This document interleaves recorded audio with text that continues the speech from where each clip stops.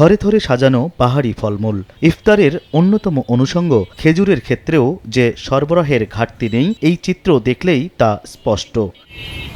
অথচ রমজান শুরুর পরপরই বদলে যায় বাজার দর। আগের মাসের তুলনায় পাইকারি পর্যায়ে প্রকারভেদে কেজিতে খেজুরের দাম বাড়ে 50 থেকে 100 টাকা, হালিতে কলার দাম বাড়ে 5 থেকে 15 টাকা, আপেলে 20 থেকে 25, মাল্টায় 20 থেকে 30। চাহিদা ও যোগান স্বাভাবিক থাকার পরেও সূত্র ভেঙে পবিত্র রমজান ঘিরে মূল্যস্ফীতির এই চাপ নিয়তি বলেই মানতে হয় ভোক্তাদের। পরশুদিন লেবু কিনে নিয়ে গেছি 10 টাকা করে, একটু বড় সাইজের, সব জায়গায় লেবু অ্যাভেলেবেল।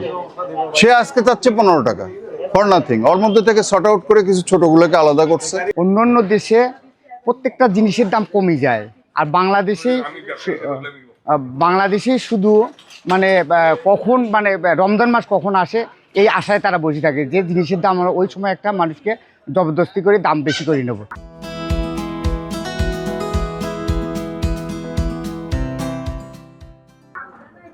অতিরিক্ত দামের প্রশ্নে বরাবরের মতো গদবাঁধা উত্তর দিয়ে খালাস খুচরা বিক্রেতারা। তাদের দাবি, পাইকারি পর্যায়ের ব্যবসায়ীদের নির্ধারিত বর্ধিত মূল্য মেনেই ব্যবসা করতে হয় তাদের। দাম বাড়ার মূল কারণটাই হচ্ছে কাস্টমার। তারা যখন চাহিদা বেড়ে দেয়, কেনার ইয়েটা বাড়িয়ে দেয়, তখন হচ্ছে আপনার কোম্পানিটা ওই সুযোগটা নিয়ে নেয়। ওরা মাল নিয়ে এসে স্টকে রাখার পরে আমাদের মাল ডেলিভারি দিতে স্লো আইটেম দেওয়ার পর মালের দাম বাড়তি, মাল পাওয়া যাচ্ছে না, তখন মালের দাম বেশি দিয়ে আমাদেরও কেনা লাগে, আমাদের গ্রাহকের কাছে বেশি দামে বেচা। আমরা কম কিনলে আমরা কম বেচতে পারবো, কিন্তু আমরা মূলত বেশি দামে কিনি, বেশি দামে বিক্রি করতে হয়।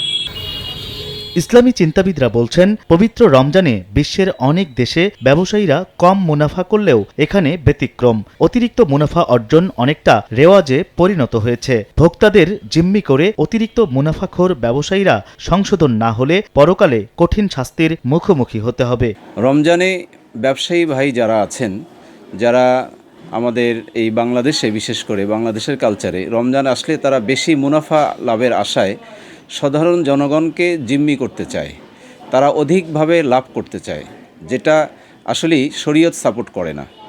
বিপরীতে আমরা যদি আরব দেশগুলো দেখি, তারা এই রমজানকে কেন্দ্র করে আল্লাহ তাআলার সান্নিধ্য উপার্জন করার জন্য, সান্নিধ্য পাওয়ার জন্য তারা অধিকভাবে মূল্য হ্রাস করে দেয় এবং বেশি করে তাদেরকে ছাড় দেয়, যাতে করে সাধারণ জনগণ তারা এই রমজানে কষ্ট না পায়, তারা যেন উপকৃত হয়।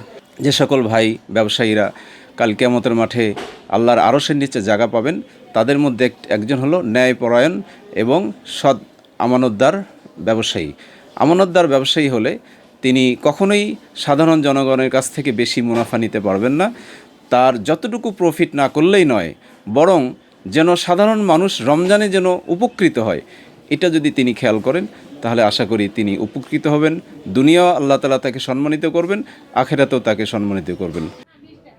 এক মাসের ব্যবধানে গাইবান্ধায় পাইকারি পর্যায়ে কেজি প্রতি ছোলার দাম বেড়েছে 5 থেকে 6 টাকা, চিনিতে 2 টাকা, সয়াবিন তেলের লিটার প্রতি 6 টাকা, চিনি গুঁড়া চালের প্যাকেটে কেজি প্রতি বেড়েছে 23 টাকা পর্যন্ত, সরাসরি যার প্রভাব পড়ছে খুচরা বাজারে।